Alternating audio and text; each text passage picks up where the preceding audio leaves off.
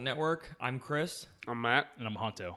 And this month, we are actually doing summer blockbusters. And we're starting off, this is Matt's pick. Matt picked Independence Day from 1996. Matt, why'd you pick Independence Day? Actually, this is one that I loved when I was a kid. It sounds like past tense. Yeah. Lots of past tense in this. Because I remember when you texted us a couple days ago asking if you for sure picked this movie for the podcast. Yeah, it was a little over 24 hours before we had to record, which is right now. Well, okay. All right. Because we watched... Am I on We'll record? bring it up in the second episode after this. I had watched the second movie first. Oh, okay. And I was like, uh-oh. I was like, we're going to watch Independence Day. And I thought, man, this is going to be a lot to watch. Because for some reason in my head, I thought these were both 3-hour-long movies. So did I. I watched both those movies in one day, and I was like, man, this is like 5.5 hours. It feels long. So I was like, I kind of thought of it, and I was like, okay, is this going to be too much to watch? Two disaster movies. We already announced this, by the way. It was day after tomorrow. Yeah, we already announced this. Yeah, it's already on record. So it's on record in every single platform. So yeah. So we had to watch these two movies back to back, and it was just a lot of they're both disaster movies. They're both very similar, same director. And I was like, okay, maybe I should have picked something else, and that's why I asked you guys about it. There are should a I change lot of this? similarities between these movies, and obviously we'll get into it until the second episode. Yeah, that's a good point. Yeah. But yeah, as I was watching one of them too, I was like, man, we're just watching the same movie, but with different, with a different bad guy almost. Yeah. It's the reason why I picked it, though, I haven't seen it since I was a kid. You picked it because you love the second one so much. I have not seen the second one. Okay. But I picked it because I love the movie. Since I haven't seen it since I was a kid, so it's been 20-something odd years since I've seen it. Last time I watched this was on VHS with the 3D cover. VH1's movie Saturday. Yeah, they had that. That's not a thing. Yeah, they did. Is it really? Yeah, you just kind of nodded your head and you're like, I don't know, maybe. I don't know, maybe. I think so, probably. But okay, so Independence Day, 1996. Rotten Tomatoes score is 73. 73. Oh wow, cool. We have we'll see who wins. 65%. Really? Probably in the right area. Really? Do you guys agree with this? Do you agree with this nonsense? We'll find out at the end of the episode. I don't know.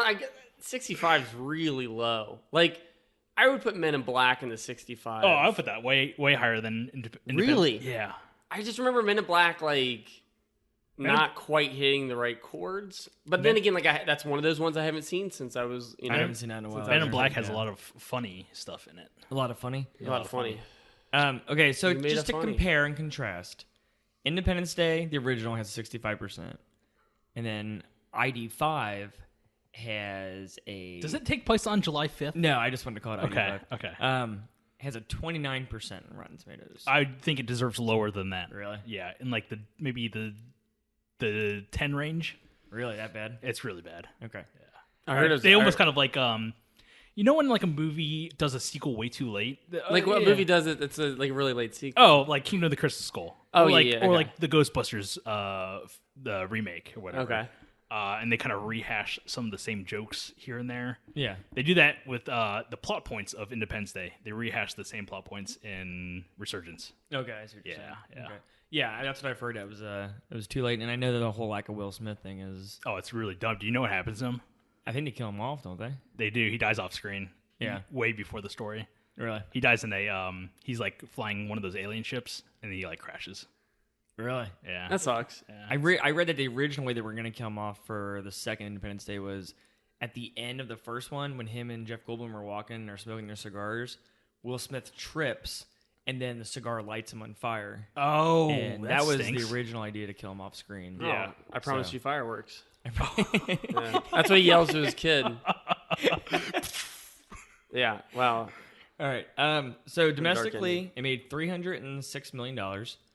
Worldwide, it made $817. Dang. How much did this movie cost?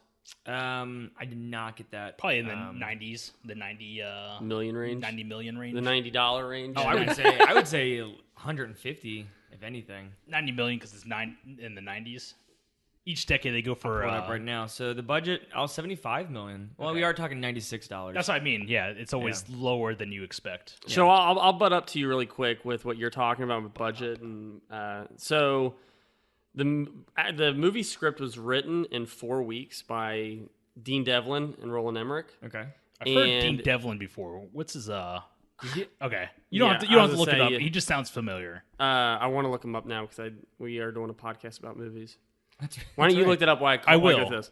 So the script was written in 4 weeks. It was sent to the studio on a Thursday, and then they were fielding offers the next day. And then by Monday, they were in pre-production. That's how fast that went into effect, pretty cool, right?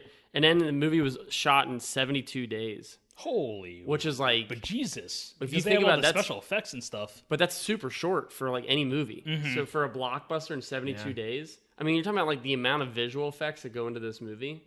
Yeah, they said this movie holds the record for most miniatures ever in a movie. Oh, cool. Yeah, I believe it for sure. Dude, the special effects in this movie are awesome. Yeah, they really are. They hold up so well. Yeah, I was reading about how they achieved some of them. Like one of the ways they achieved the Wall of Flames was they had the set of the miniatures, right? And they tilted it so it was 90 degrees. Yeah. So it's like sticking straight up. Oh, cool. And then they lit the fire from the middle of it, and they had the camera on top, with the miniature looking down. Yeah. So when the flames rose, because they would naturally rise it that looked way, like it was crawling. It looked like it was crawling like a wall of fire. That's basically the scene where they destroy like the Empire State Building, and it's like coming towards everybody on the streets. Yeah, and here's another trivia about that too.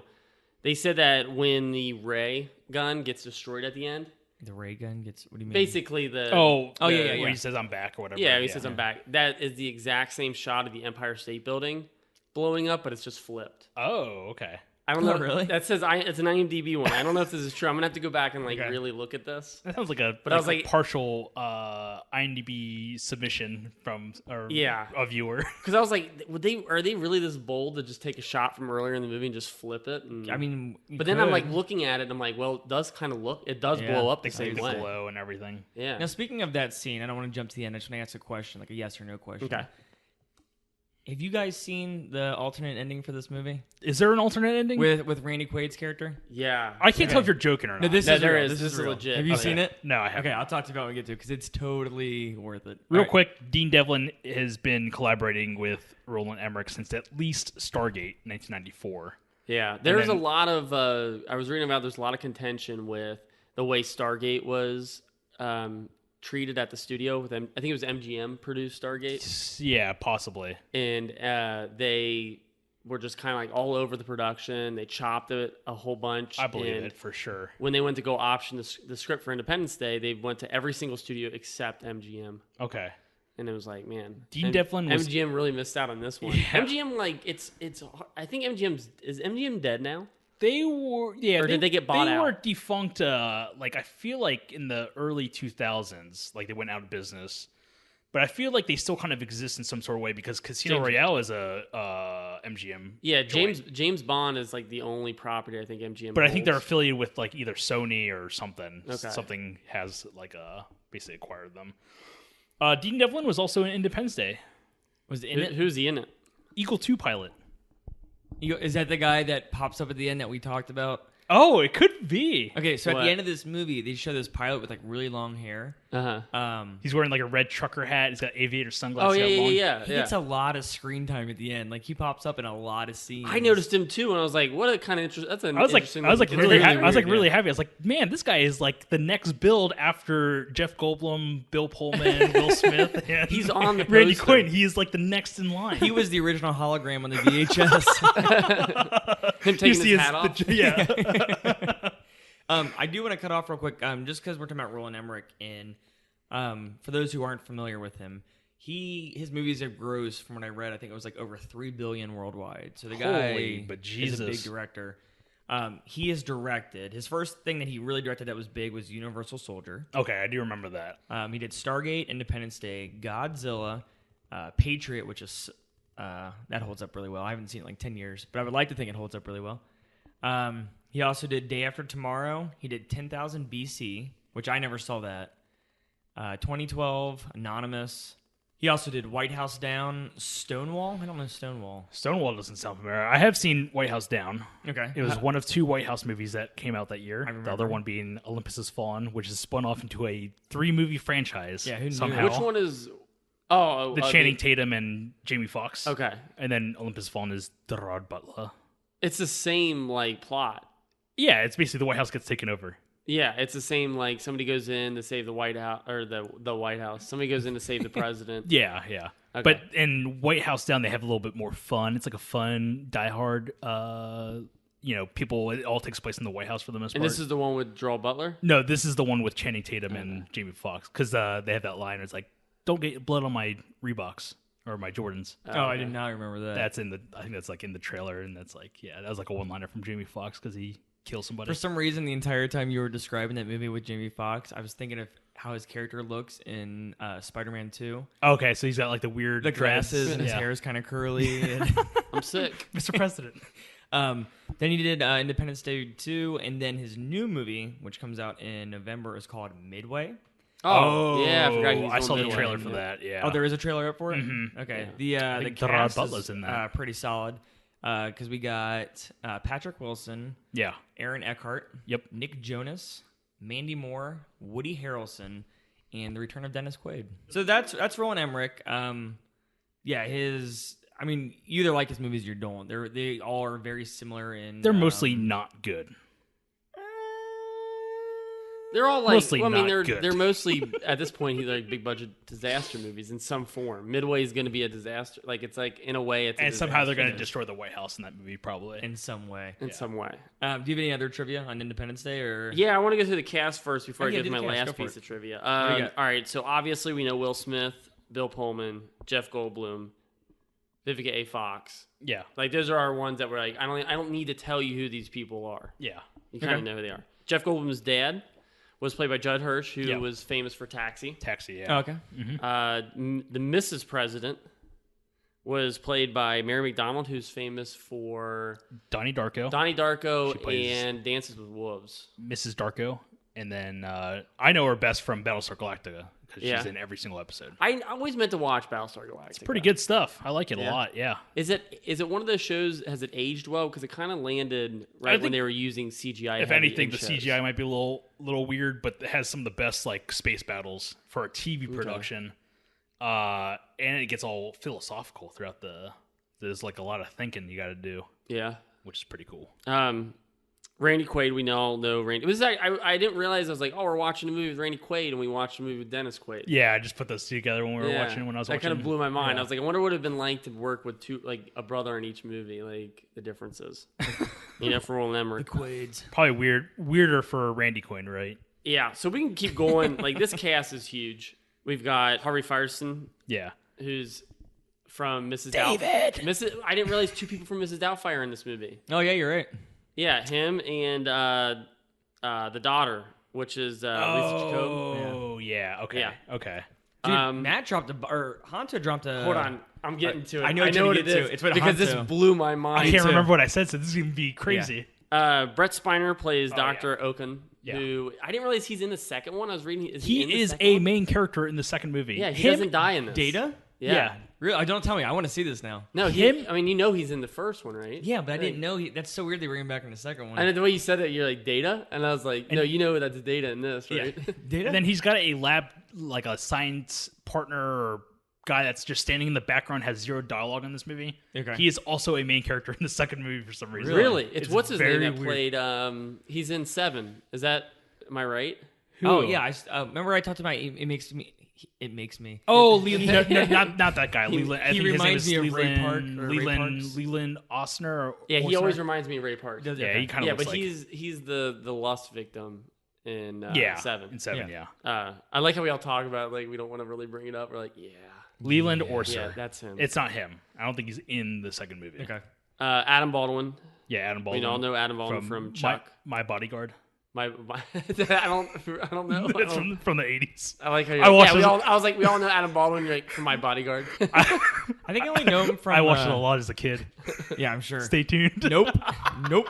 I think I know him best from X Files. I think that's the only thing I'm really. Oh yeah, seen he's him like in. he's like the one of the baddies, right? Yeah. And then he was in Angel, and he was also in Serenity / Firefly. Oh yeah, he was in that. He's a big Never saw Joss it, but he was Whedon in that. collab, I think. Okay. James Rebhorn, which I know him from The Game. Have you guys ever seen The Game? Hanto That's what I pointed told that him out. last night. I don't Yeah. remember much from it. Dude, He's one of those character actors you always see the face, but you never know the name. or yeah, whatever. he's kind of like always I feel like and he's always the same Always age. there. Always He's always there. the same age. Like there's one of those actors Yeah. where like I could see that. Yeah. you know you've never seen him young. Yeah, you've always seen him at the same age. Margaret Colin, which is I don't know what is she? She's like the correspondence person at the White House. Press secretary? Is she press secretary? Is that what Is she that Jeff Goldblum's ex-wife or? Yeah, his somewhat ex-wife. She's from Unfaithful and 3 Men and a Baby. Okay. She's also I one of don't those know ones this. that I feel like we saw her a lot in the 90s. Yeah. So she's also in Something Wild. Oh, is that the what's his name? Jeff Daniels? Yeah. Yeah, you ever see that movie? When I was a kid. Okay. It's actually that's a good one from when you were a kid. That's Yeah. a good movie. Okay. Yeah. So I can keep going and going and going. There's a lot of people in this But movie. I There's know- a lot of people. I know in Matt's the, gonna say There's a it. lot of And people in the Keanu- background. Oh wait, did you say the two in Donnie Darko? Who are the two in Donnie Darko? James Duvall, who plays Frank, the bunny rabbit. He plays Randy Quaid's son in this movie. Oh, really? He's the one that says, "Get out of the road, huh?" It's like Keanu Reeves' stunt double. I know, right? That's what I was thinking. I was like, this guy looks like they must have been going hard on like a Keanu Reeves. They always saw each other in the casting room for movies in the 80s and 90s. And Yeah. Is that true? no, I'm just Oh, I saying was they gonna say, probably I was like- saw each other a lot. No, I wanted to bring up him. Harry Connick Jr.'s in this. Who does a really good job. Yeah, I think it's his first role, if I remember reading correctly. it's either that or Copycat, which came out the same year. Was it? Yeah. Mm-hmm. I like him a lot in this. There's background players that I felt like I was seeing, and I was like, I know them. They're from a movie. Was it Mae Whitman from Arrested This one Development? blew my mind. The Yeah, little yeah. girl, the president, The first daughter. the first daughter. Oh, you didn't know this? Yeah, it was Mae Whitman Yeah. from Arrested Development, which Okay. is maybe I from thought Arrested the one Development. you were gonna blow my mind with, and Hanta blew my mind with it. So Randy Quaid's littlest boy. Do you know who that is? No, who? It's the cop from Cabin Fever. He's like, hey, it's the party guy. Oh my God, it is, Giuseppe Andrews, I think is his name. Is. dude. You're He's also right. one of the 4 in Detroit Rock City. Yeah. That's so weird. Yeah, that blew my mind. Because I always thought he Oh, was man. Joseph Gordon-Levitt growing up. I was like, oh, it's the guy from totally does. it's the kid from Third Rock from the Sun. Yeah. Okay. Yeah. I'm trying to think about like what would we have seen Joseph Gordon-Levitt as a kid in? Angels in the that point? Outfield. Yeah, it would have been Yeah. Angels in the Outfield. Okay, because there's a lot of like kids in this movie too that are like, oh, that kid's from that movie. That kid's from that movie. Hey, it's the party guy. The party I'm trying to find his name. I can't remember his name, but he's in like there's people in the background. You can tell it's like their first movie or whatever. And I'm like, I I know didn't them from notice something. anybody. Yeah. Like the guy that Randy Quaid's daughter is fooling around with in the Okay. car. Oh yeah. Oh, yeah. 10 Things I Hate About You. Yeah. I told Chris about this. Do you know this? He's like kind of a cult leader in California. Is he really? Yeah, he has like a commune and everything. No kidding. Like, what's the And- cult? Basically, let's have sex with as many people as possible. Is it really? Yeah, I'm pretty sure. It's like it's a sex I'm cult. pretty sure it is. Yeah. So he's like the character from, I don't know. I was trying to think of a 10 Things I Hate About You joke. but it Oh, wasn't very good. gotcha. Yeah. That's really When weird. they sing, I love. Is that what they sing in? What's that song? Yeah. I love Yeah, you, yeah. baby. They sing that song Yeah, specifically. and he gets punched in the nose, and he's like, I got a photo shoot tomorrow. Anything else on the cast? I mean, we can go on and on. It's Andrew Keegan, by the way, Holy, is the name of holy guy from bejesus! 10 Things who, I Hate About who You. has the cult, the sex cult. Oh, okay. Yeah, Andrew Keegan. Yeah, he's also in the most depressing movie ever Oh, made. man, that's a Dude. dark movie. Dude, that's a rough movie to watch. We've talked about it on the podcast. Yeah. we talked about it during I think She's All That maybe. Yeah, I remember because I think I watched it around when I was like 13, 14, so I was about to hit that teenage stage. Yeah, I was like definitely And- Yeah. 14. I thought it think. was going to be like a cool, fun... Oh yeah, It's like super just dark and just like one note. the ending depressing, is like, just boom. super a bummer. If I had a one-sentence summary for that movie, which I haven't done one of these in a while, if I had a one-sentence summary for O, it would be, oh, no. Oh my god. I like how Me you too. you ran the movie section of your local newspaper, and that's Yeah. what I said over Oh, that Friday when the movie came out. Oh no! All right, so quite possibly the biggest background character that I feel like should have had maybe, I don't know, because maybe his time on this TV show. Okay. You know Dan Lauria? I thought I noticed him in the background. Dan Lauria. I don't He know plays Kevin Arnold's dad in the Wonder yeah. Years. Yeah, I did see him in this. The guy's always tough on Kevin and his brother, and Oh yeah. yeah, Where's he at in this? He's He's like a in, general or something like in the background. the Oval Office or something. And it's just kind of in the beginning, too. It's yeah, not... I like Yeah. thought I saw. I was like, oh, it looks like him, but there's no way because I think this year, because, I mean, I only know him from, like, Wonder Years, but this year he was in that, and he was a small character in That Thing You Do as well. Oh, who's in that? He's like a record producer or something like that, and they try to give him his record, and he's like a complete jerk about it. Okay, I mean, he plays a kind of a jerk on, but deservedly so on the Wonder Years. But the one more person I want to talk about, Will Smith. This is like the This is like the longest. It's long. Yeah. But I've been, like, this one looking I at the have time. a trivia fact. I kept like skipping over ones. I was like, oh wait, we got to mention them. And then Robert Loggia. Yeah, Who is what is he in this? He's a general, I think, right? Necessary Roughness. Yeah, one of my favorite movies of all time. I know him from And I think he's Big. And Big. And then he's in Scarface, right? He plays one of the corrupt cops that he's in. Yeah, he's in Scarface, which is kind of weird. A year later, him and Bill Pullman are in Lost Highway together. Oh yeah, I need to rewatch that. Yeah. That's a movie I'd like to which do is really kind of quick. like what a weird movie to go in from this to this, like because those are back to back, right? Isn't Lost Highway 97? Yeah, Lost Highway is a weird movie for Bill Pullman. Yeah, Because Bill Pullman's like very. I feel like I really like Bill Pullman, so I'm not even like Spaceballs is like one of my favorite movies, so it's always hard to watch him like say in Serpent of the Rainbow, which we did for this show. Yeah, and then like also just seeing him do Lost Highway. Well, that's what I mean. Like it's weird to watch him in Spaceballs, then watch him in Independence Day and be like, that's the same guy. Yeah. And then watch him in Independence Day, range, and then watch him in Lost Highway and be like, really, this is the same guy? Like, like it's weird. That's what I like. It's weird. Do you know what I'm getting at? Yeah. It's weird because it's almost like because I feel like Lost Highway is kind of like taboo for an actor. Yeah, and especially for him, he seems like one of those actors that's like he starts playing down to earth like heroes. Mm-hmm. Yeah, you know. I guess not almost a hero type because there's no action movies in there, but like. I don't know. He just seems very like normal. When and he then starts you see him getting in to Lost Highway, like, it's and kind of sleazy. I don't remember him anything. He I don't pulls it remember off in anything Lost from that Highway. movie. No, I was gonna say it's kind of. I always like with that range with an actor because I just watched Dragged Across Concrete, which is the same guy that did Bone Tomahawk, and I watched it. So it's cool like seeing Vince Vaughn again in like a crime movie where he's so used to doing comedies in like the early 2000s, and whatnot. And then he did True Detective season 2, right? Yeah, season 2, and then Brawl and Cell Block 99, which I picked as one of my top 10. Yeah, it was your top 10. I still haven't watched it yet. Yeah, those are some crazy movies. But yeah, I think there's just major range to Bill Pullman, and I'm like, man, we don't see him in enough stuff. And then he goes off, and then like the next big movie you see him in is I'm gonna say Ju-on, but like The Grudge. The Grudge. Yeah, he is one of the. We just brought that up in the last episode. Yeah. So he's got like all these like major movies where it's like he's in these roles that people would usually typecast somebody in. And he's able to like kind of jump into all these different shoes, which is really cool. I think one of his bigger ones, since we're just talking about Bill Pullman today, this is our Bill Pullman podcast. While You Were Sleeping was a big one. Yeah, with that's Sandra, what I mean.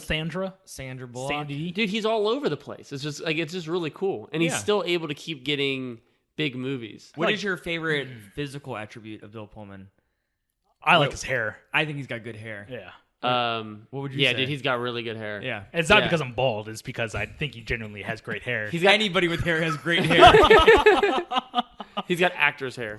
Can I give you guys? Well, I want to say something about Robert Loggia. This is why I brought up Robert Loggia because this is our spin-off podcast, the Robert Loggia podcast. This is my one trivia thing from Robert Loggia. Robert Loggia okay, can you tell me which one Robert Loggia is? Again? He's the he's like kind of Big. He's kind of the gruff guy. He's the one that's like, I can't believe I didn't know about Area 51 or whatever. Okay, I'm there. Yeah, it's different because I feel like he's also playing against type where like the general will be like, let's just bomb him, blow him up. Yeah, he would be. He's kind of would be in line with Rebhorn as far as like being super secretive, not telling the president about crazy business. So what happened on set of this movie with Robert Loggia? Somebody went to Robert Loggia, one of the producers, and they said it was Dean Devlin, and he said, I suggest you watch a movie for like inspiration for this movie. And he's like, all right. So he suggested for Robert Loggia to watch the movie Airplane, and he meant to say Airport. So Robert Loggia watches Airplane, which is like a comedy disaster spoof movie, and he watches it, and he refuses to come out of his trailer because he thinks that he got conned into doing a spoof movie, and they had to explain to Robert Loggia like, no, I meant to say Airport, the disaster movie, not Airplane. I was say because Airplane is more on the spoof. It's spoof heavy rather than disaster heavy. Oh my god! Can you imagine your heart just dropping when you're like, "What train did I just jump on?" I just have been working all these years to do this movie. Like all my years of acting, is or just be like not ready. Like I'm not ready for this. I'm not funny. You know, like yeah, that's also I'm not funny. Why don't you go in this trailer and watch the movie 43? Oh God! I imagine this being the equivalent of like if someone gave you the porn version of a famous movie and they're like, yeah, watch this, and you accidentally picked up the porn version of it and you watch it and you're like, am I on the set of a porn? Like, what am I like this is what we're going for. And I you're gotta just talk like, to my agent. I'm not that big. Oh my God! So, but he ended up calming down, and of course, like. He's in the movie. It was like he's in the movie, and it was just a mess up on the producer's part. That's pretty awesome. But I thought that was a great like. I mean, anecdote. that's. I feel like that's an easy mistake. Airport versus airplane. Yeah, you're probably just thinking, all right, do this because I got to calm this guy down, or else we're gonna, This, well, and it's weird because you think Robert Loggia would like, he would know the difference between the two because they're both. He was definitely alive for both of those movies. Yeah, so. and they're both like pretty big movies. And he's an actor, so you should know a decent amount of film knowledge. Yeah. I get them mixed up all the time, though. Like, I couldn't tell you which ones. Well, Airplane's because you watched Resurgence instead of Independence Day, right? For this, yeah, I did. All right, one last bit of trivia before we get into this, and it's a good bit of trivia. As of Monday, they just put all the Fresh Prince of Bel-Air on Netflix. Whoa! Did they really? Holy crap! What? Dude, we were just talking about this Yeah. literally like a couple I was days talking to ago. my brother about this a couple weeks ago. I was like, man, I wish there was just some place I could watch. We just talked about it on the bike trail like a week ago. Oh, maybe it was you because I consider you a brother sometimes. Yeah, and I Cool. talked to you about this when I came over the other day. I was just like, man, I was like, Fresh Prince was such a good show, and there's nowhere to watch it. Because we were talking about the boyfriend Trevor bungee jumping proposing. Oh man, Hillary. Yes, Trevor! All right, so let's get into this movie. So the thing with Roland Emmerich movies is there's a lot of there's 10 groups of characters, and there's a lot of jumping around. I'm not going to jump around to each different character, so I kind of have them summarized. So the movie opens up. We have a plaque on the moon from 1969, from when the first man of the world walked on the moon. The first three men. that was the weirdest way to say it. The first man of the world. I am the first man of the world. I'm Adam. I knew what I said. So it shows the moon shaking, and this is really cool because it shows the footsteps They're of the ruining astronauts. history. They're already destroying our U.S. history. And then it's shaking pretty hard, and the footsteps of the astronauts are starting to disappear. And then you see this huge shadow over the moon of the alien spacecraft. Okay, is the alien spacecraft attached to the moon? No. Is it coming? Is it just passing? I think it's just passing because it goes from. They say they go from planet to planet as they consider or compare them to locusts. They're just feeding off our natural resources. Because I was sitting there thinking about it. I was like, is this the whole this is on the dark side of the moon, and this is why it's they show the they're moon hinting and it's that they're Transformers. But it's and it's also half a circle shaped. So I was like, oh, it could be a part of a planet, and it's got the spikes. I was like, it stabs into the planet or the moon. You really thought more. That's what I thought. They were pulling a Millennium Falcon where they're hiding on the asteroid. They're hiding on the dark side of the moon, and then they're coming off the moon, and that's why they're coming to Earth. I like that. That sounds. I don't think cool. so because I think they're way bigger than the Earth, the ship, the main, the mothership. I'm talking about the mothership. Yeah, the mothership's they said it's 1/4 the size of the moon. Okay, so it's 1/4. Okay, so it's. I don't think it is because they were supposed to jump from. My notes are very scarce in this movie. It's all right. That was one of them. That was I know we're already this is gonna be a long one. Yeah. But let's get into it. So there's an episode of The Office when. No, this is gonna be a long one. This is a lead up. Trust me. So there's an episode of The Office when Dwight comes in, he sits down, and he looks across, and Jim is sitting there, but it's not Jim. It's an Asian guy pretending to be Jim. I've seen this, yeah. Okay. Do you know what I'm talking about? Yeah. That? Okay. And so he's like, you're not Jim, and he's like, yeah, I am, and he's like, Jim's not Asian. He's like, that's great. You don't see race. Blah blah blah. Yeah.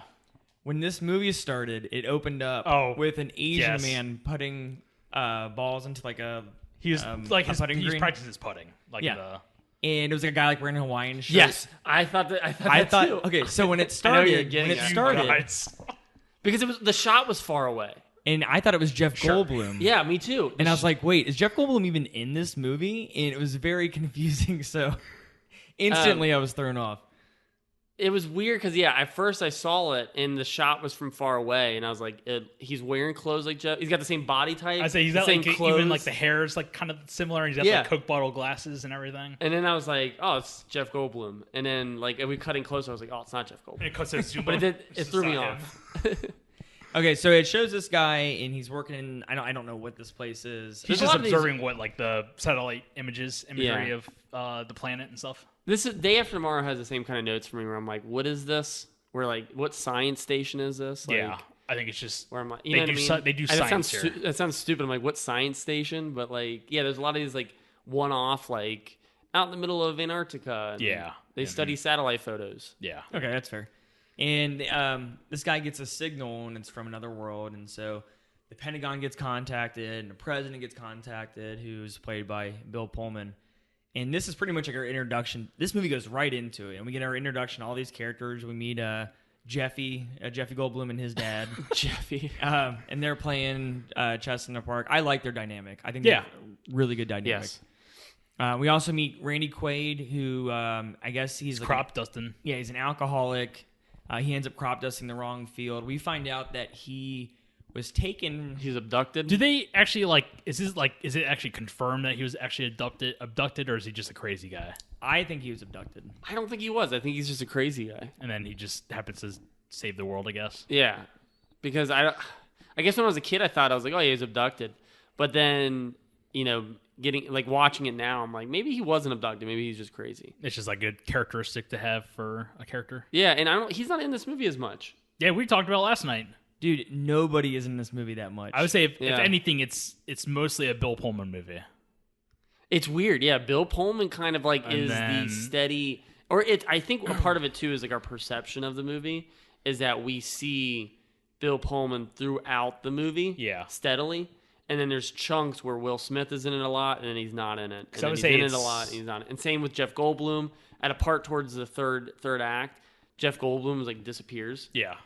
Like, as soon as they get to Area 51, you don't see Jeff Goldblum for half an hour. He's drinking that entire time. Yeah. And then he shows up drunk. Yeah. And you're like, oh, I forgot Jeff Goldblum's in that. Because it's mostly like a Bill Pullman movie, and then he would be like your first build, and then Jeff Goldblum and Will Smith are like the second build, because they almost have like the same amount of screen time. Yeah. And then Randy Quaid would be like the third build on this. Fourth build? Or fourth build. Whatever. Yeah, because Will Smith, actually, this is Will Smith's first big movie. I feel like second, right? Because Bad Boys is before this. No, Bad Boys is... Bad Boys before I think it was 95, yeah. Or is Bad Boys 96? No, I think it's like 95 or 94. Okay, because I thought this was like his big runaway movie. I think it's his first summer blockbuster is what kind of skyrocketed him into that role. And then it ended just a few years later. Yeah, it did actually. So we're meeting all these characters, and then we cut to, they think it's a meteor over in Russia. And there's just a lot of random scenes. Yeah, it's just people across the world seeing different things. Yeah. You made a joke at one point. I don't know why I wrote this down. I wrote, plane flies into fire. Oh, is it the reaction I made? I mean, the and they're flying. They're going towards the spaceship. I don't know, but the fact that you just made that noise made it worth it. It was Bad Boys. I just looked it up. I was like, yeah, that's weird. Why would they list that on Independence Day? As one of the trivia was this is his big standout role. And because regular users are allowed to edit the trivia for IMDb. Yeah, because Bad Boys would definitely be his big standout role. Yeah. Sorry. No, you're good. Hey, it was good. So after we meet all the characters, we start to see that everything's getting shadowed over the world, and it's all these different alien spacecrafts hovering over Earth. This is cool.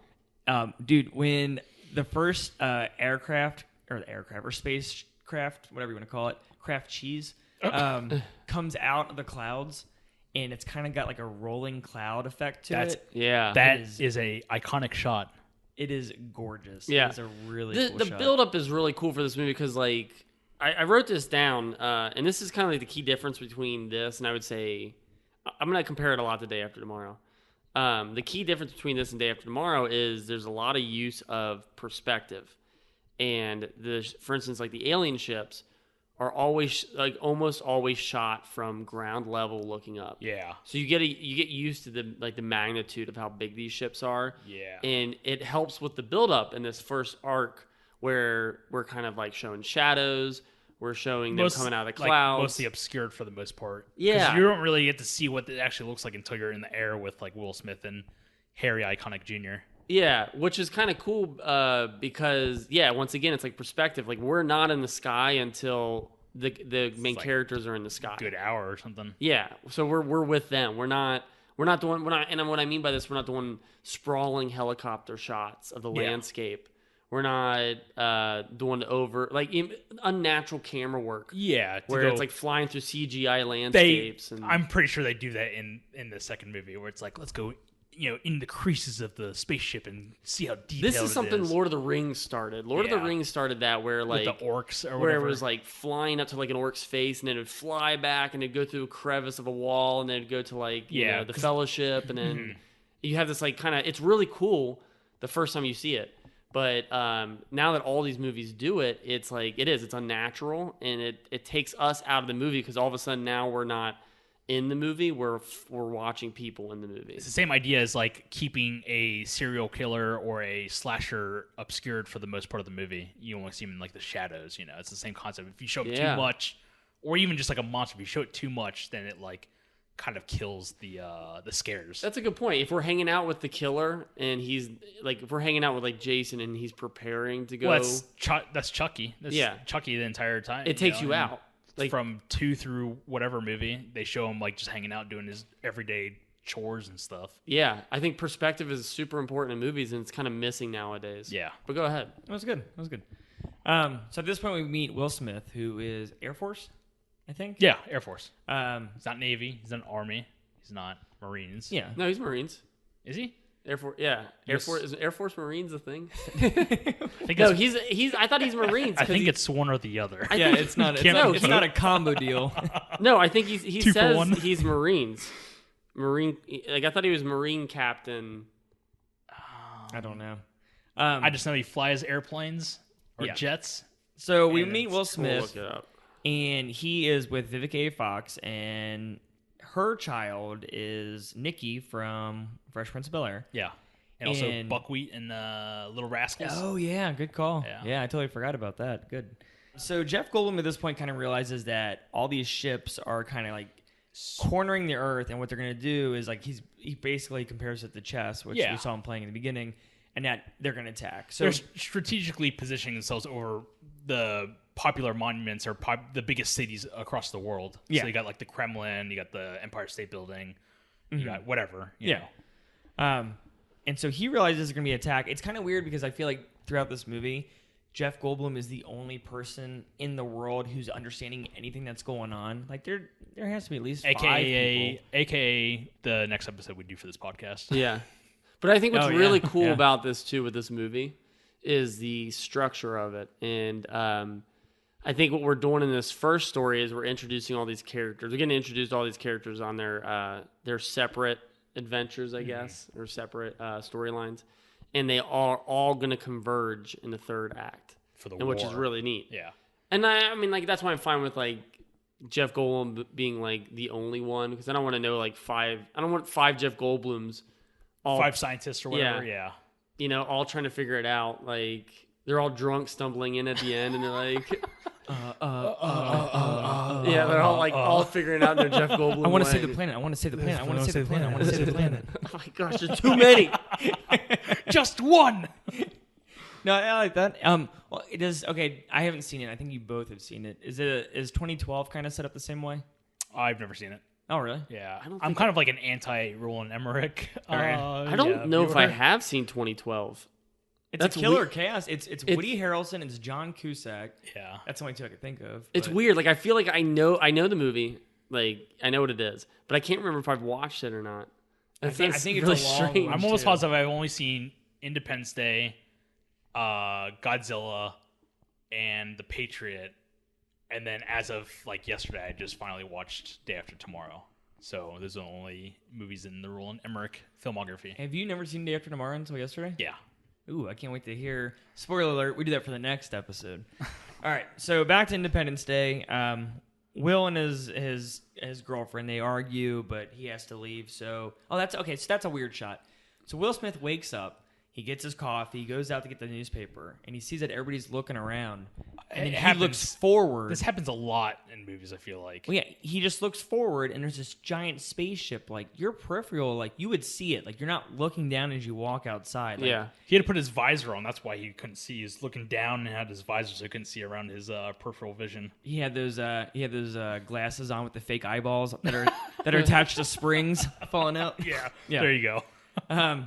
So Will has to go to what you called it, Marine Air Force, Matt? I believe. No, I thought he was a. I don't know. I heard Marine. Yeah, he had to go to his job, Marine Air Force. There's a lot of military like designations. Designations in this movie. So it was like at one point I heard him say like he was Marine something. I thought it was in the NASA letter.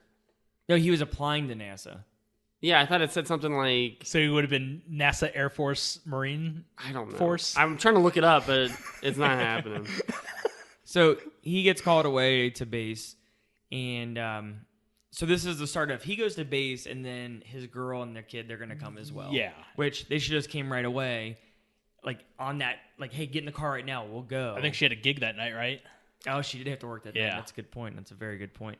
When Will gets to the base, we do meet Harry Connick Jr., which their dynamic's good. I think they work well together. It's a weird role to have somebody in because at this time he's just like a singer, right? He's not really in. Yeah, movies. I don't think he's only in this, Copycat, and then maybe Hope Floats. Yeah, and I know he was on Will and Grace. Oh, he was. I haven't watched it, but I know he was on it. But yeah, it's kind of weird. It's like the equivalent of today if like you watched Fast and Furious and Ja Rule popped up and you were like, he's in the first movie. Yeah, that's what I'm saying. Oh, I see what you're saying. Yeah, cool. You're following along. Yeah, I got you. And you're kind of like, why is he in this? And it's kind of, I bet at the time that's what you kind of felt too, like, why is he in this? Yeah. So, but no, I think he does. Matt's got breaking news. Dude, I feel like, okay, it says Will Smith's character is in the Marine Corps. Okay, yeah. Yeah. Yeah. So we've So that settled is it. kind of because we thought he was Air Force only, but I guess Yeah, Marine Corps. you just like Corps. hey, you're like yeah. What Marine what, Corps like, and different the about Marine that? Corps and the Air Air Force Force are two different. Yeah. I know that. I didn't say that. Matt said that. No, I didn't say that. If you don't even like take listener, those words out of my mouth. Did you like? Chris is acting very calm about like No, like, I know what's my weird? brain. What's the problem here? You just made that joke about me No. like 2 seconds I ago. know my brain. I admit that I was making a heavy amount of jokes towards you and your designation of Marine Corps. Yeah, Air that's Force. what I thought it was weird. I was Marine like, Air Force. Marine Air You did Force. say Marine Air Force. You're like, is that the same thing? No, I didn't say it's the Yes, same you did. thing. Yes, you did. No, You- Marine and you Air Force kinda Marine and Air Force are two different branches. Yeah. You guys thought he was in the Air Force, and I was absolutely certain that he was in the Marines. Okay. So I was like, is there some form of like... you're Because he's asking- flying airplanes in it, but he's in the Marines. That's why we were confused. I wasn't confused. I'm still confused. Why? Don't even act like you're not I confused. know Marine Air Force is not a thing. No, I'm not saying... Yeah, never I know. mind. I know you're. Oh I my know you're gosh. saying we're all idiots basically right now. Anyway.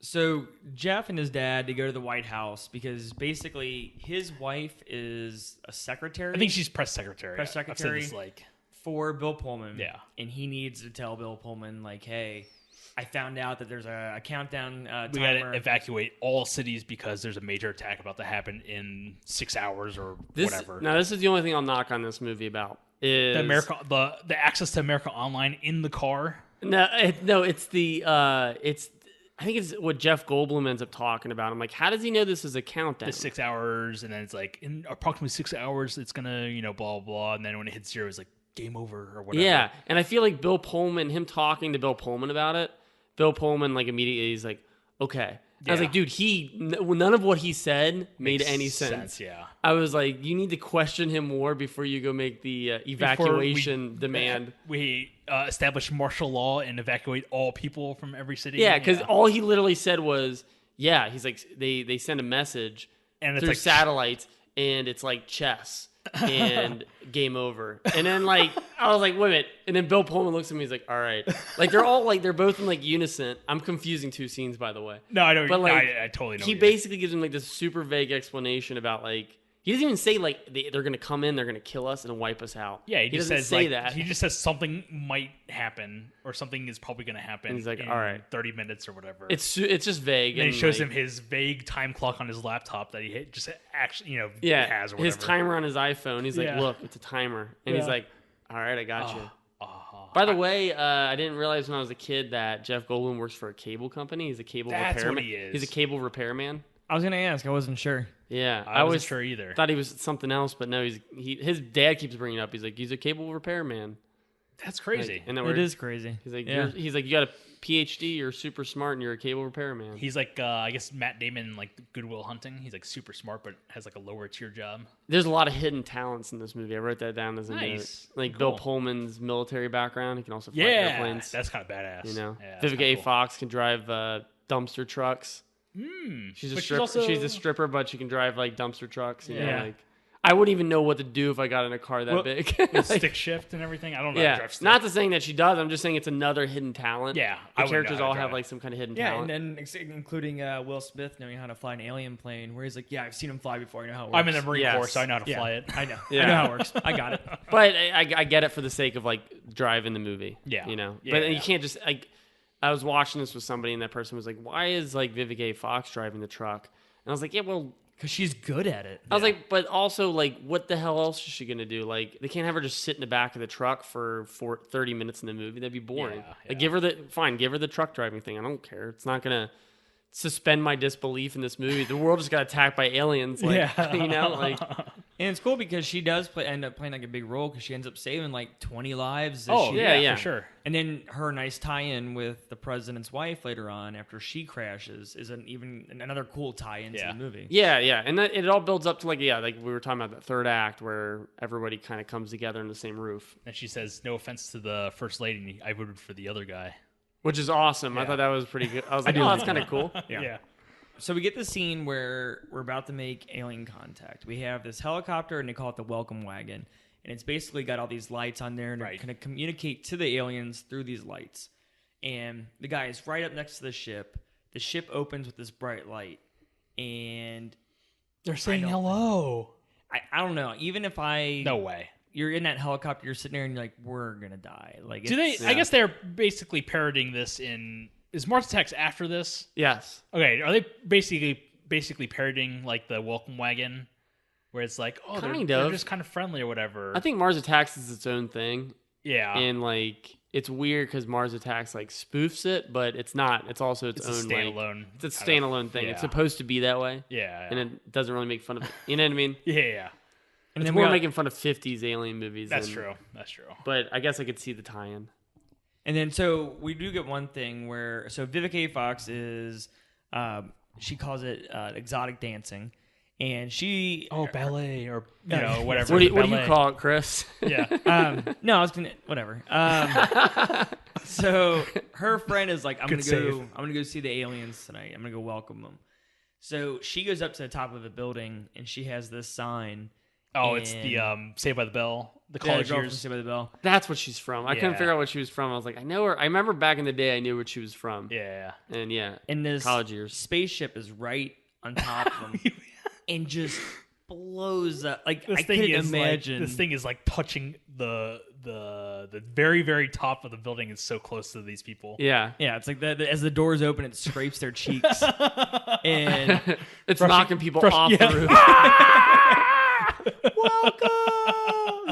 This is once again though. This is cool build up. I remember it's like cool. This build up is awesome. We're used to seeing this stuff in movies now, but like back when Independence Day dropped in '96, because you don't at this point you don't know they haven't done. They've been just hovering over the Earth. Yeah, they haven't done anything. They do a really cool thing about like hiding the aliens. Yeah. You know, like we get this blue light and it's kind of intimidating, and you're like, oh man, all shit's about to like get set off right now. Because I don't think you've really seen like destruction on this scale as far as like practical effects go in movies. Yeah.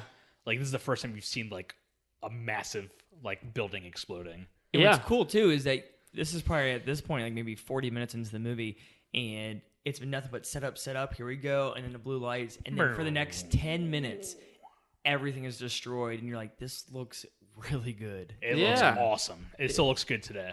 Yeah, I think, there's a couple shots later on that are kind of like goofy, like Spawn level CGI, but for the most part, the destruction is like I think top notch. It holds up for sure. Yeah, I was really impressed with this. So basically, the aliens end up destroying everything, and while this is going on, we cut to Will and Harry Connick Jr. and they're sitting through class, and a lot of memorable lines in this movie. How old me? I say what? He said, "Hold me, Hold me. hold me." Hold me. I'm doing his like accent. Dude, okay. Harry Connick Jr. is all over the place in this movie. Yeah, What do you mean? Like impressions, just being out there. He's having fun with this movie. He's the goofball. He's proposing to Will Smith in the locker room, and then he's holding him. He's like hugging him in the meeting. Yeah, like he went balls to the walls in this movie Yeah. as far as. I think he's just having fun with it. I feel Yeah. like he's just having fun with it. I just said it twice. You said it 3 times. Yeah.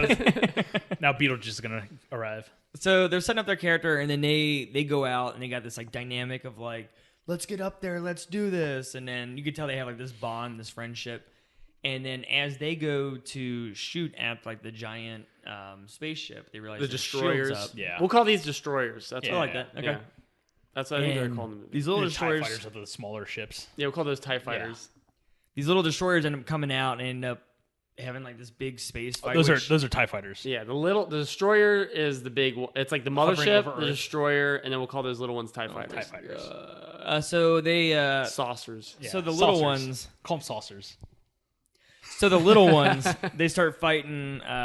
It's basically like, it is like a Star Wars battle scene. Yeah. It is. This is Even straight on Star Wars. Even yeah. to the point where it shows like I can't shake them, and then Yeah. it's like, whoa!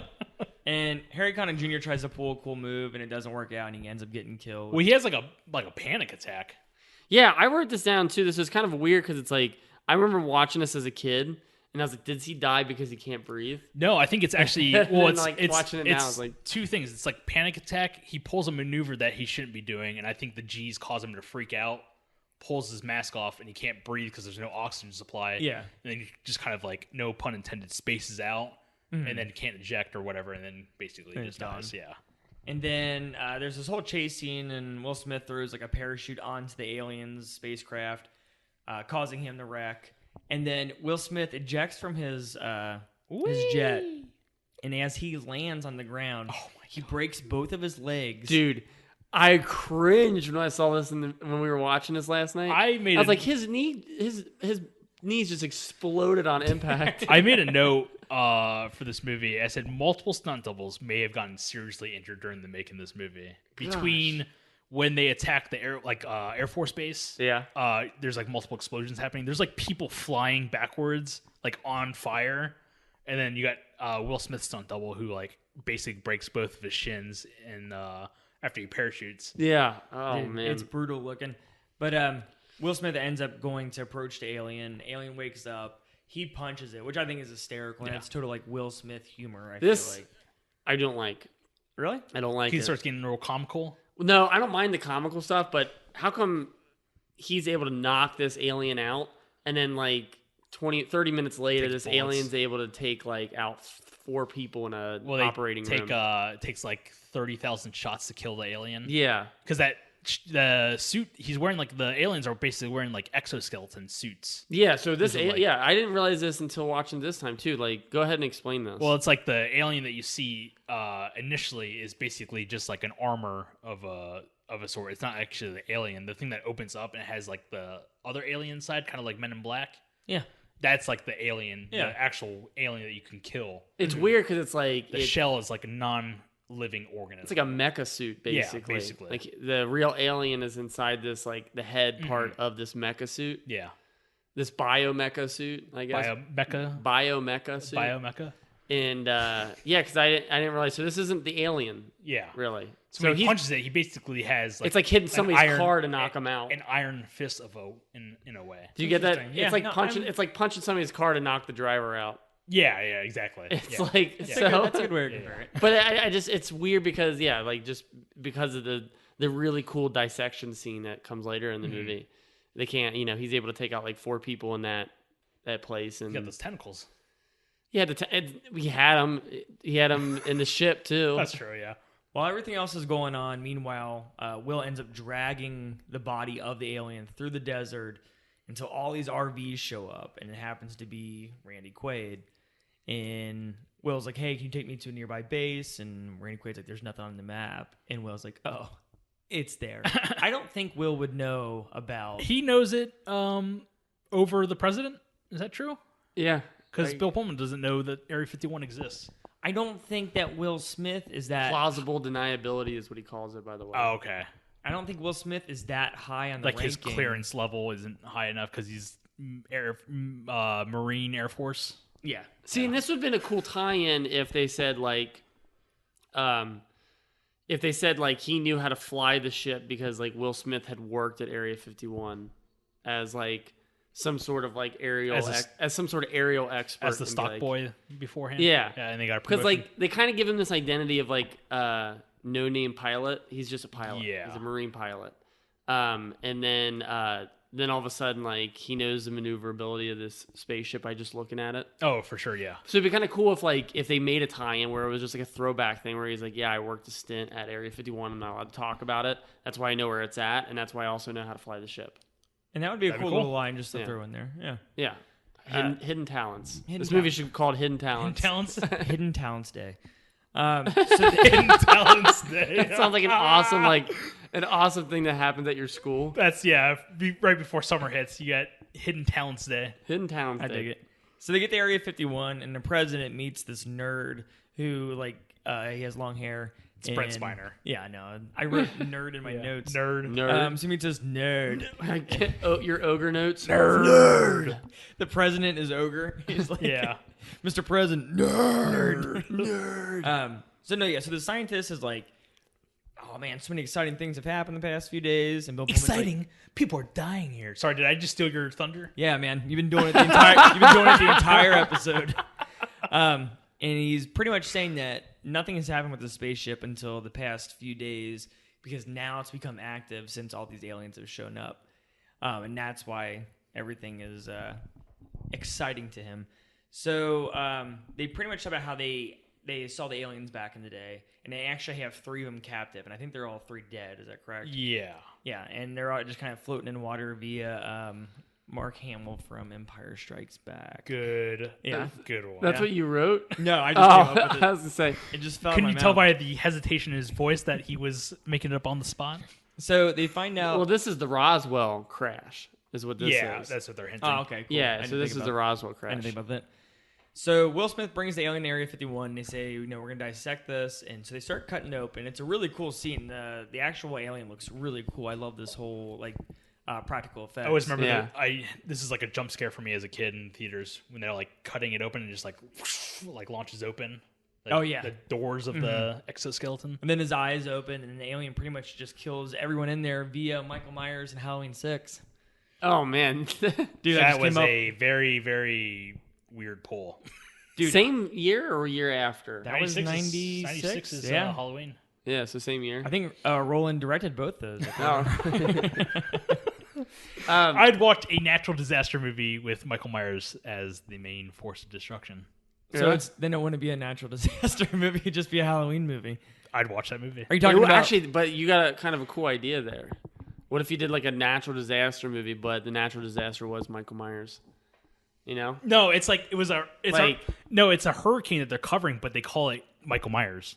Hurricane Michael Myers. I was saying, what if you had a movie? So it's just a regular movie. You have all these characters that are separate, and Michael Myers is the one who's terrorizing everything, and all these characters, it's same Independence Day, they all come together at the end. They converge at the end to unite against Michael Myers. Yeah, and then Jamie Lee Curtis is like, "I'm back." I think that'd be a good. You just sprung a good idea on me there. Cool. I just imagine everything we discussed was like you inadvertently put that in my head. Sorry, go ahead. It was I imagine a tornado, but the tornado looked like the face of Michael Myers. It's like when you spin it fast enough, it looks the face. Yeah, it'd be Michael, and yeah. When we get through this dissection scene, I want to bring up a nostalgia thing for a second. Okay. Right? So they go through the dissection. The alien wakes up, ends up killing everybody in there, except for the head scientist, who you think is okay. I mean, he was pretty much dead at the end of the scene. Well, that's how they do it. Because what happens is the alien wraps his tentacles around the scientist, and he's able to speak through his body, so you think the scientist is still alive. And Bill Pullman's like, "Wait, don't look." And they're between his glass. And he's got a sausage link around his throat. He's like, was it Morgan Dean or what's the sausage? Morgan Dean. Oh, I know what you're talking about. Is it Jimmy Dean? Jimmy Dean. Yeah, Morgan Dean. His brother Morgan Dean. Morgan, you know that food you're looking for? Well, look at this. Well, look on your neck. Look on your neck. I'm gonna look up who Morgan Dean is and see who it is. Because I bet you Morgan Dean's like a real person. Like Morgan Dean introduced his brother. So Bill Pullman has this conversation with the alien through the scientist, and he's like, is there any peace that can come through this? He's like, no. Hey, peace? No. No peace. And he's like, what do you want from us? And Matt's looking up. There is no Morgan Dean. There's Morgan Deans out there, but the only thing that came up was Jeffrey Dean Morgan. Oh, what's their... Jeffrey Dean Morgan sausage. What are some credentials on Morgan Dean's LinkedIn profile? He works in Connecticut at a paper company. Oh, okay. That sounds real boring. So this probably isn't the same guy. I doubt it. So the president asks, he's like, well, he asked the alien, what do you want from us? And he says, does he say die or death? Die. He's like, what can we do for you? Or he's like, what can we, how? He's like, help me help you. Yeah. He's like, show me the death. show me the death. And then that alien went on to win an Oscar that year. He did. And then there's a really cool line where Bill Pullman's like, is this glass bulletproof? And No, sir. No, sir. And they just launch into this alien, killing it. But at the same time, Bill Pullman gets a signal through his head, and he's basically seeing everything that the alien sees. And he sees like... Cool way to like give us this, I feel like. Yeah, he's I basically like seeing like the mass destruction, everything that's going to happen. Don't worry. It plays a huge role in the next movie. But I like how vague this movie is about the aliens. Like, it doesn't go into a whole alien story. It's just like, they show up, they attack. It's all interpretation. Yeah. And then like this right here to sit there and be like, instead of doing like, I can see this easily done now, and it's flashbacks or flash forwards. And he's like, I see destruction. Yeah. And it's like, well, yeah, we saw destruction over the last like 24 hours. Yeah. And it's like, look all around you. I think you just saw it outside. Yeah. Dude, speaking of flashbacks, there are flashes throughout this movie. I wrote it down. To tell you that, like, hey, we're going over here now, or we're in this country, blah, blah. But it looks like flashbacks to a different time. Yeah. Like, it'll be like, Flashback. Flashback 2. Flashback 3.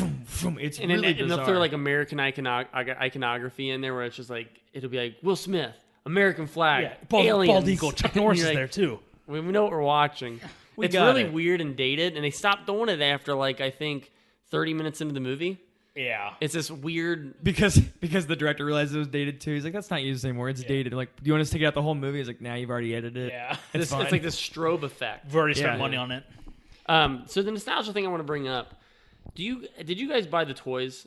Yeah, I had one of the aliens. Do you remember they all came with floppy disks? I and you do. could put them into your computer and you could play like a little game? Yes, I do. And like one of the games I had was you have to fly the alien ship out of the Area 51. That sounds pretty cool. It was hard. But it was really hard. But that was the whole game. Mine was like basically schematics for the alien ships.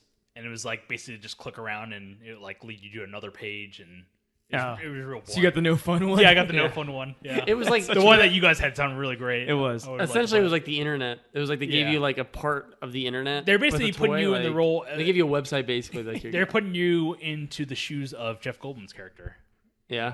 You had to fix the cable that went out of the neighbors are like, go fix this cable. And your dad keeps berating you. Yeah. Get a job, sir. Yeah.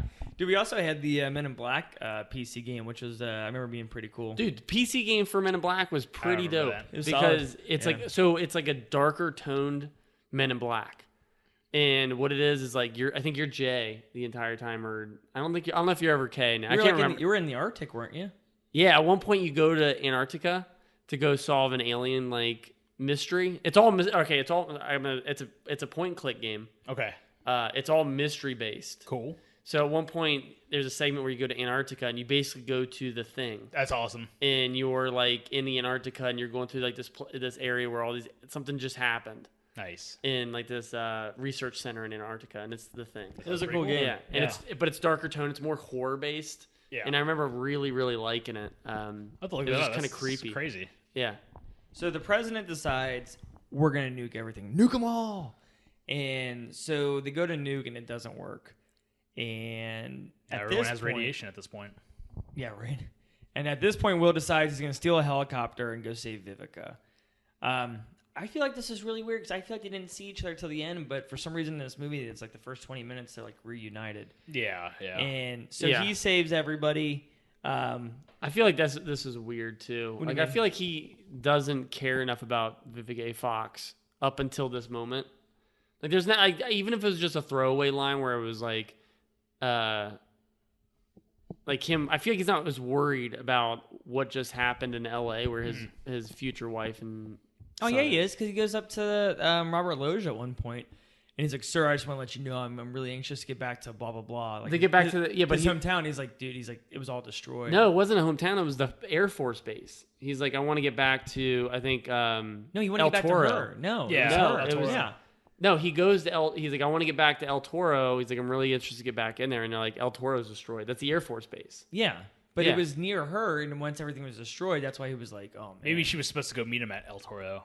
Yeah, she was. Yeah, she is, and that's why he wanted to go. Okay.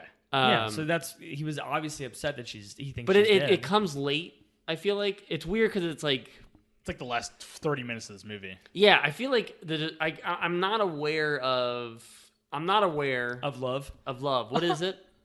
I'm not aware of if they're aware of what happened in L.A. Like Who's I feel aware? like the Air Force. I think they're just aware that or the Marine. All these places, the Marine Air Force. The Marine Air Force. Are they aware of what happened in L.A.? Yeah, because I think they have all the Judd Duda or whatever. Judd Duda? Judd Duda. Captain Judd Duda. That's never mind. Do it for. And they're all wearing t-shirts that says "Do it for Duda." Duda. We love our captain. Duda sounds like a Stephen King character. Duda. Like a Nike swoosh. It says Duda. Duda swish. Jeff Goldblum's like we could go on for hours. We could have. Jeff Goldblum's like computer program shows like all the placements of the ships across the world. So I think LA is grouped into that. Plus, they have TVs, and they can find out that. But that's what I mean. Which station isn't broadcasting? Yeah, right.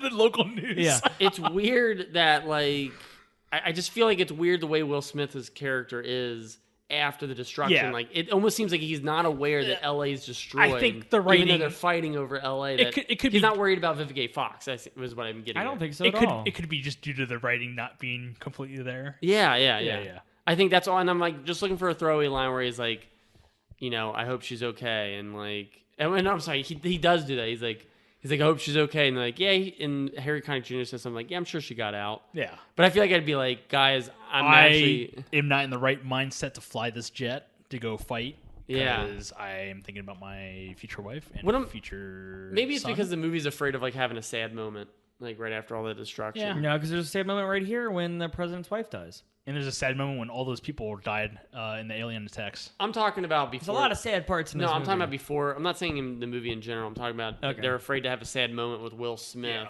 over Vivica Fox that early in the movie. Okay, I see what you're saying. Okay.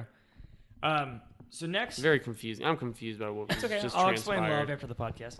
So Jeff Goldblum gets like completely drunk and sobers up in like 5 minutes. Same with Randy Quaid, apparently. Yeah, right. So him and... Good God! That was my Randy Quaid. It was good. Yeah. So Jeff gets drunk and he talks to his dad and he comes up with this idea. So he calls everybody in to like. I just want to tell you my plan. You guys aren't listening. Pay attention. I remember when I was a kid, I wanted to be an archaeologist, and you're like, oh man, he's on the whole thing. Oh God! And there was this girl, man, I loved her. Her name was Cindy. I never said anything. I should have said something to her. God, Like, just get to it. Just everyone's mushing. Yeah, just go. So Jeff Goldblum takes a Coke can. He puts it in front of his face. He's like, shoot the Coke can. He's like, just trust me. Shoot the Coke can. What a daring experiment. Why don't you just put it down somewhere and we'll shoot it? No, just shoot it right here. I'll catch the bullet in my teeth. Yeah. So Goldblum puts a Coke can on the spaceship. He tells one of the guys, shoot it. It bounces off. And he goes, all right, now try it again. He shoots it and it actually hits the Coke can because the shields are down. And Jeff Goldblum's like, look, I'm giving it a virus pretty much. And how do we feel about this? I think it's cool. It's silly. I think it's silly. I think it's cool. I think I wish it was better explained. Like if it was something about like I don't know. I feel like he noticed a fault in the technology or something. But instead, it's just like I gave him a chain letter virus that I sent an email to. Oh, by the way, this is directly from War of Worlds because it's how the aliens die in War of Worlds. Oh, okay. They die from a common cold. Yeah, they die from like microorganisms on our this planet. This is not the same thing at all. No, I'll get there. Hold on. Okay. I gotta wrap around to it. In War of the Worlds, the aliens end up dying because they get sick off of microorganisms in our planet, which is basically a virus. I know. I have the poster up my wall. Yeah. But I look over my left and it's there. And there it is. In this, they die from a computer virus. So it's kind of the same thing. They're updating the concept to a modern day. Yeah. But it's still completely two different things. It is. I know what you're trying to say. Yeah, I'm not saying it's the same. Never mind. Just get through it. Hey, no, it was good. We're almost there. Let's just keep going. So I know what you're saying. So Jeff Goldblum's like, hey, I have to go on the ship. Whoever flies this, I have to go with them so I can install the virus. And Will's like, hey, I saw War of the Worlds as a kid. I can fly this thing. And so they're like, all right, cool. They're like, Jeff and Will, go. And I thought in my notes I saw Jeff and Will. And I thought, it'd be cool. Would it have been a better movie if it was Will Smith and Jeff from Fresh Prince of Bel-Air? Like him screaming as they're trying to get on the mothership? Yeah, and then just the alien ship opens up and you see a dummy get thrown out. I envisioned it before, like as you're saying it. Like, that's awesome. And at this point, the president fires the jerk from Ghostbusters 2. Yeah. So I feel like he's the exact same character as... Oh, the James Rebhorn. Yeah. Right? Yeah. And then they end up Morse coding like everybody in the world, like, hey, this is how we're going to attack, blah, blah, blah. It's kind of awesome. It's kind of cool seeing It's like epic, all the yeah. different Like, the different countries. is really cool. Yeah. And then they start looking for pilots on base, and this is when Randy Quaid's like, hey, he's like, hey, I can drive a plane. Sir, you're drunk. I can drive. Put this Coke can on my head. What are with these drunks and The these aliens Coke will read my cans? brain. And so they sober him up, and they teach him how to fly, kind of. And then at the same time, this is when Will and Vivica A. Fox are getting married. And we kind of have the reconnection between Jeff Goldblum and I like his this. wife/ex-wife. I think they're just separated, right? Yeah, they're separated. They've been separated for a couple I'm not years. going to get into it yet because I don't want to spoil it. But I'm also confused with Dennis Quaid's relationship and his wife in Day After Tomorrow. I have no idea if they're married or if they're separated. Yeah, or some award, I think. Yeah. Same exact thing. Stay tuned for the next episode. Yeah. So the president goes on base and he gives the greatest speech of all time. Dude, this is awesome. It's pretty, so it was good. pretty badass. Okay, so there's a point to the speech, a little trivia. It was kind of vague when I read it, but I'm going to try to put it together. So they had to call the movie ID4 forever. Yeah. Because they couldn't get the rights to the title Independence Day from Okay. Warner Brothers.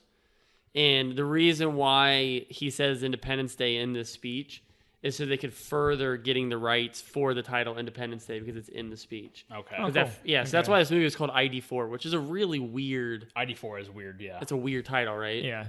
Because no one say Independence Day 4. That's what it says. Yeah, You know? pretty much. It's the fourth movie in this franchise. It's a really strange title. But I remember like it being blasted on all these movie posters too. Yeah. Where ID4 was like... Well, it's the same concept as like Halloween H2O, where they would call it as H2O, and they're like... I think that was them Halloween trying to be clever. I think they're Yeah. taking a page from the ID4. It's possible, notebook, actually. But whatever. this is advertisement that works, I feel like, because it's so strange.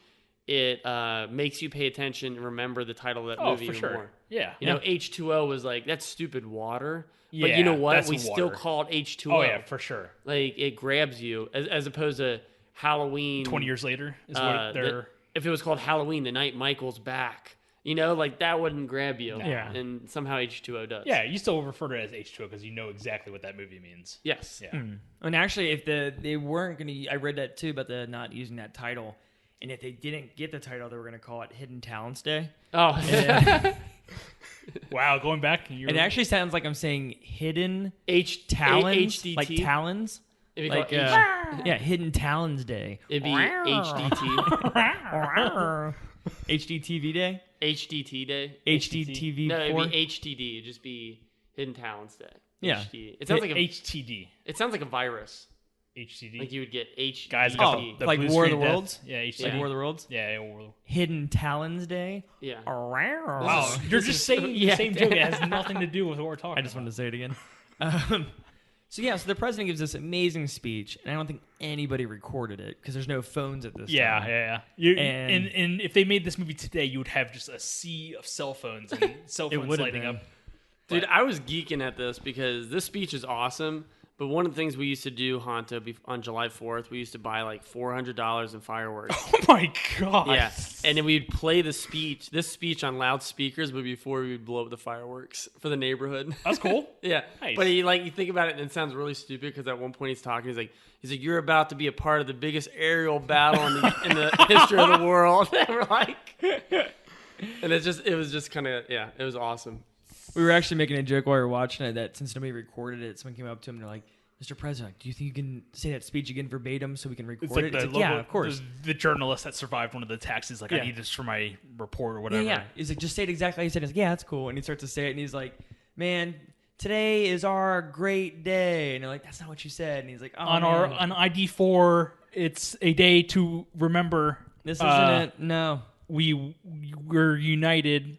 You're part of an okay battle. The okayest battle in history.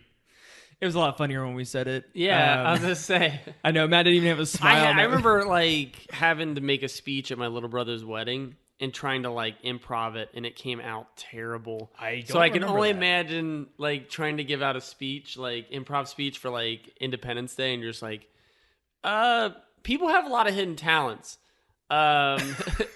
He knows being a little brother is the best talent of all. Careful. You're welcome. Careful, some of us have hidden talents. Wow. Oh, God. No, actually, the next wedding I'm in, I'm going to start off with a speech for Independence Day just to see how long it takes people to catch on. And I'm like, where is he going with this? Exactly. So he gives a speech, and he goes, hey, I'm going to fly too. I'm one of the greatest. This was cool. I'm like the Red Baron of today's age. Yeah, the pizza. So Jeff and Will take off. They actually hit a wall because he has his like directions messed up or something. Oh yeah, he flips them upside down because some Will Smith humor. Inverted controls. So they end up getting. This is basically me every time I play an inverted controller, right? Oh yeah, you just go to the options and then make sure the inverted controls are not checked off. Let's do a tangent real quick. Do you play inverted when you play video games? No, I don't. Do you play? I hate inverted. Up is up, down is down. Dude, I got a buddy that plays inverted, and I don't understand. Sorry. When I'm playing like a game that is like we are flying, I'll invert the controls. But if it's like playing Halo or something, yes, controls are up. Up is up and down is down. There's Halo players that would play inverted, and I'm like, why are you playing inverted? Every time I would give a controller up back in the day and be like, oh, hold on 1 second. And it's like, start, options, inverted. I'm like, come on, dude, just fucking play the game. Yeah, I'm like, why is inverted a thing? Like, what game did you accidentally play inverted on and you got stuck? They're holding the controller upside down. Yeah, like. So they get onto the main ship, and this is where kind of some of the special effects kind of fall off. It shows, I think specifically when they enter the mothership and you see like the spawn level aliens. This isn't bad. You know, I did not notice this when I was a kid. I didn't either. Yeah, I didn't notice that there was like a army of aliens. An army of aliens just sitting there on the platform. Yeah. It was weird. I was like seeing this for the first time. Mm-hmm. Yeah, that's how I felt too. I don't remember that at all. So they get onto the ship. While this is going on, they have all the other fighters outside waiting to attack once they pretty much put this virus into the system. And so the president comes up and he shoots a missile off and it does nothing. And then he's like, we'll do it again. So he shoots it and it works. Chaos ensues. And you got another like Battlestar battle. This is like Star Wars. Battle Star Wars. So everybody's fighting while Will and Jeff are stuck because they're pretty much like clamped on to the mothership's like system. Yeah. Yep. Because the head alien or whoever's running it knows something. It's like the flight control or whatever of this mothership. Yeah.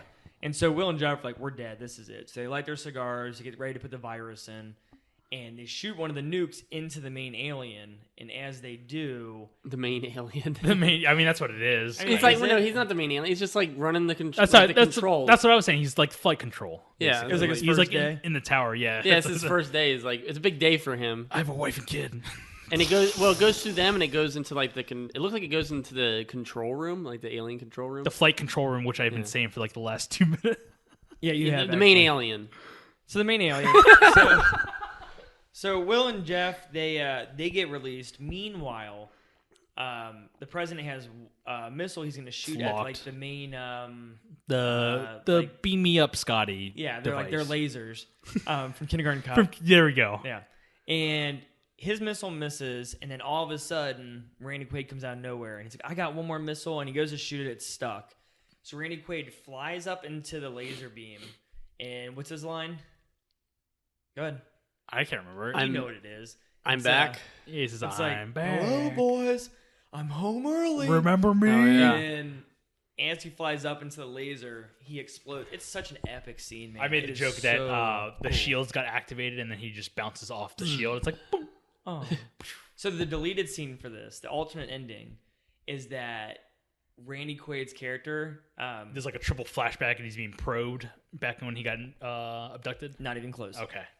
It shows him on one of his crop duster planes, Okay. and he had tied a missile to the crop duster plane, like with rope, and just tied it, and he flies. Oh, he was riding, instead of like a fighter jet, he was riding the crop duster. Yeah, and he flies the crop duster into the laser, and You can watch it. it's goofy. That sounds cool. It's not. They said it was like the reason why they changed it was because people like thought it was too goofy. It's really The test goofy audiences looking. thought it was too goofy. Okay. It's like this crop duster plane with a huge missile attached. It's really Plus, I don't think a crop duster plane can go that high because he'd probably, unless he's wearing like an oxygen mask, he'd probably pass out. That's actually probably a good. Oh point, man, that's a yeah. good point. I and didn't think also, about that. it's probably a lot colder up there, so his face would freeze and he would just probably die. What a great epic ending, though. I'm back. So as Randy Quaid explodes, so does the entire ship, and very, very. But this is epic. just like one ship out of however many ships across the world, Of course, right? Okay. yeah. And so Will and Jeff, they get released, and they have this whole epic scene of them trying to weave in and out of the mothership, which looks cool. I like the way this design looks. Jeff says a line that is a total hint at Jurassic Park. Yes. Because he says, he's like, must go faster, must go faster. Yeah. Oh, yeah, he And- does, doesn't he? Oh, that's Yep. really cool. And so they get out, they're okay. Meanwhile, like everything is like being destroyed. You see like all these ships down in all different countries. Do you think every country across the world had their own Randy Quaid that said, I'm back? I would And like then to just- think Dennis Quaid was one of them as well, flying up. Oh, nice. and- yeah. Quaid So brothers. okay, I got a question for you. As far as like these moments that take place, do the ships come down because the mothership is That's what I was destroyed? Confusing. That's what I was wondering. Yeah, because I thought they went up there to go put a virus in. That would stop them all from having their shields up. Yeah. That's what I thought. Because like I'm trying to think like, do the ships come down because everybody around the world attacks the destroyers? That's what I was assuming. I don't know. Well, no, because I mean I don't mean to like shit on the movie. No, because they only show one aspect of the war. Well, the battle scene is pointless because if they go up there, they destroy the mothership with the nuke. Yeah. The whole virus is pointless too because the reason why these ships are active is because the mothership is there. Yes. And they make the point of that is because when they have the Roswell saucer, they said it hasn't been active until this mothership shows up. So once you destroy the mothership, then it's like killing a hive mind. Yeah, and everybody crashes, right? Yeah. yeah. So them participating in this battle is pointless. I think the Because battle the ship was going to crash anyways if they destroyed I think the the battle. mothership. I think the Yeah, battle. Does that make sense? I don't know though. I think the battle is more just so more people could survive and they wouldn't get annihilated by the ships during the whole process of killing the mothership. Yeah. And it is very confusing. I totally agree with But you. yeah. So. Yeah, I mean, like, but at the same time, I'm like, I mean, it doesn't kill the aliens. Like, the aliens are still there, so they still have to kill the aliens. Yeah, because I think there's still stragglers they show after the mothership blows up. They're Yeah, like, I'm there's just still saying that stragglers the flying mothership around. blows up, all these destroyers are going to crash, and then all the TIE fighters are going to crash too because none of them operate. That's true. Anymore, But they 'cause the still show mothership's- regardless of what happens, they still show the TIE fighters flying around. No, but what Matt was saying is right though, because if all these big ships landed, these are filled with aliens. So Oh, yeah. they're not they hadn't have exploded. So all of a sudden there's gonna be aliens just running around. Yeah. everywhere. Yeah. I did want to say something that I missed, and I think it might be my favorite part of the movie. It's just classic Will Smith. is right before they press the button to send the nuke into the main alien or whatever. The flight control. Yeah. And Will Smith does the peace, Yeah, and the way it peace. shoots out is like the coolest. Like, Yeah. Pretty cool. it's such an awesome scene, if you will. Yeah. And so I did want to say, which I think is kind of goofy. It's a weird cut. So Will and Jeff get out of the spaceship, and then as it explodes, they get kind of caught in like the debris field or whatever you want to call it. Yeah. And then you think they're gonna die. It's just a weird cut. I feel like it's totally Because it does unnecessary. another flashback.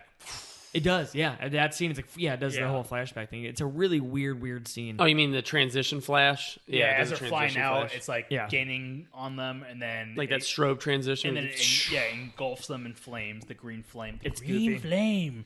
And then it goes to the flashback, and then goes back to Earth. So everybody's on Earth celebrating, and then they realize that no one has heard from Will or Jeff, and the girls are kind of upset. They're like, wait, we have someone in the desert. We got contact. So they all take a Jeep out. We got this really cool shot of Jeff and Will smoking cigars, walking. The girls run up to them. Everybody's excited. The president and Jeff, they're kind of buddies now. I like their dynamic in the movie. I kind of wish there was a little bit more of it. Yeah. Like more scenes with those two together. So I was like, man, it's kind of like cool pairing as these two. Yeah, they work really well The together. pairings are awesome. Like Will Smith and Jeff Goldblum's an awesome pairing, and these two are cool pairing.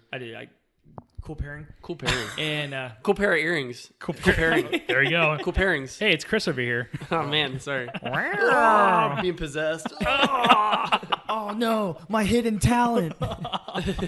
And Will picks up his son-in-law, and he's like, son-in-law? What? It would be his son-in-law. Is it his son-in-law or is it his son? His son-in-law. Oh, sorry, son-in-law.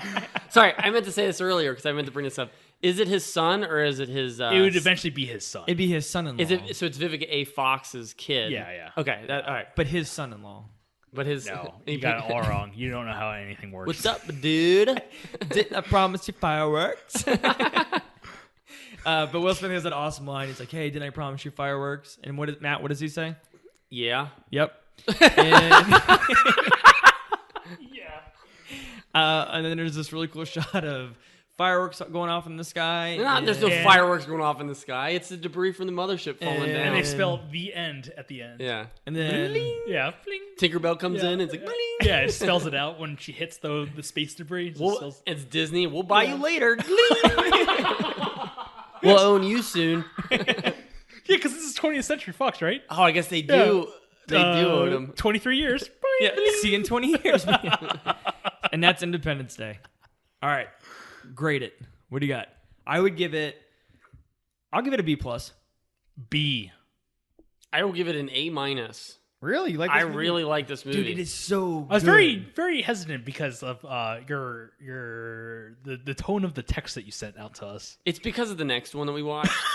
Okay. It was because we watched it and I was like, man, I don't know if we like watching two movies. I was like, of this kind of caliber, is it going to be too much for us to watch? And that's why. I think I was going to try to change it to speed. I was like, maybe we should watch like a smaller paced action film so we're not watching two disaster films back to back. Sure. But yeah, we got a text from Matt at like midnight, and he's like, "Hey, did I say on the last podcast I was doing Independence Day?" And we're like, "Yeah." And he's like, "So yeah, because I think at the end of I Know What You Did Last Summer, we announced the two, and then we have an upcoming TV episode, and we make the announcement on there. Yeah, and Matt, I just want to make sure, like, did I actually say that? Because I don't think I want to. Well, yeah, I just thought about changing it after watching Day After Tomorrow. But no, I really like this movie. I think the story's there. I think it holds up really well. The actors are great. The characterization is great. The score is awesome. The score is really, really good. Cool. David Arnold.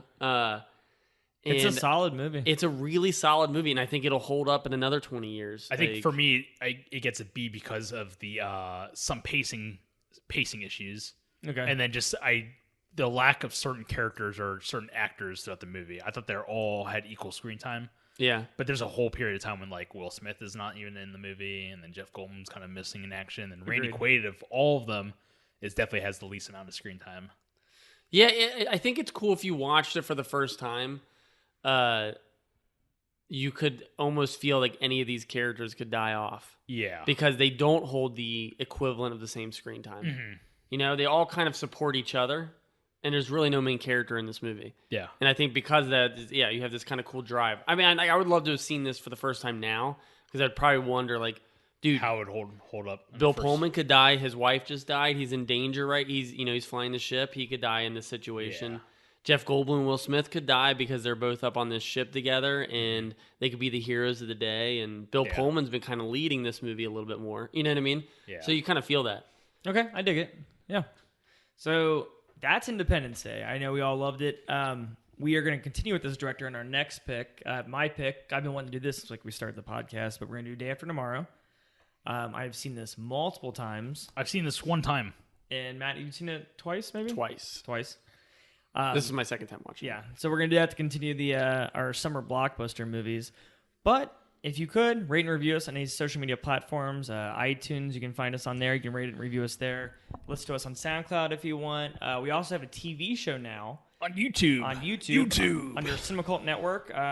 We have one episode so far. We just recorded the second one. Make sure you like and subscribe. It makes it easier for people to find us on the search engine for YouTube. Yeah, and if you have any recommendations or anything you want to hear, we do have a listeners request month coming up. Please send us a message on Facebook or an email on cinemacultpodcast@gmail.com.